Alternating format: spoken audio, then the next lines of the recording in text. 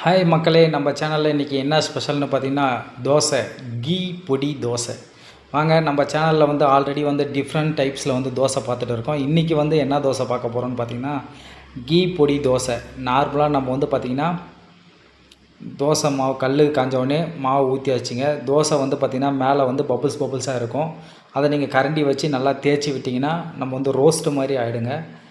அந்த மாதிரி தேய்ச்சி விட்டுட்டு நெக்ஸ்ட்டு வந்து திருப்பி போட்டாச்சுங்க. திருப்பி போட்டு மறுபடியும் நம்ம திருப்பி போட்டிருக்கோம். இப்போ வந்து ஃபுல்லாக லோ ஃப்ளேமில் வச்சுட்டு நம்ம வந்து மேலே வந்து கீ அப்ளை பண்ண போகிறோம். கீ அப்ளை பண்ண போகிறப்ப தான் நீங்கள் கீ வந்து ஹீட் பண்ணி அப்ளை பண்ணக்கூடாதுங்க. அது வந்து மறுபடியும் ஹீட் ஆகும்போது அது வந்து ஸ்மெல்லு மாறிடும். இந்த மாதிரி நீங்கள் கீ அப்ளை பண்ண கீ வந்து ஹீட் பண்ணக்கூடாது. அப்படியே கட்டியாக எடுத்து அப்ளை பண்ணிங்கன்னா அது மெல்ட் ஆகிடுது பாருங்கள்.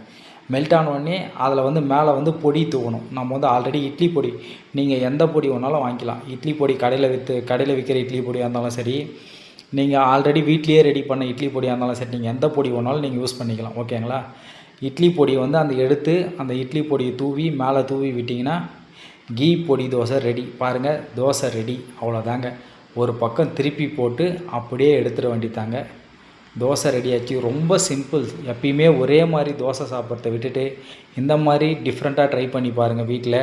நம்ம சேனலில் ஆல்ரெடி நிறைய தோசை போட்டிருக்கோம். பாருங்கள், தோசை சூப்பராக வந்திருக்கு. பொடி நல்லா மிக்ஸ் ஆகி வந்திருக்குங்க. நீங்களே வீட்டில் ட்ரை பண்ணி பார்த்துட்டு எப்படின்னு சொல்லிட்டு கமெண்ட் பண்ணுங்கள். சப்ஸ்கிரைப்